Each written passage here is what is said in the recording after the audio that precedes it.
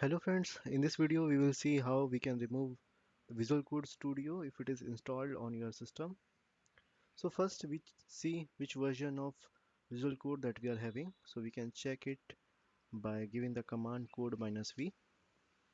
So it will show the version which is 1.79.0, and to uninstall it we just need to give the command sudo apt get remove and the software name which is code.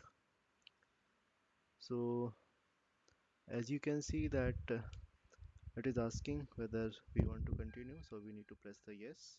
Why? Now it will start removing it from the system, and it may take some time.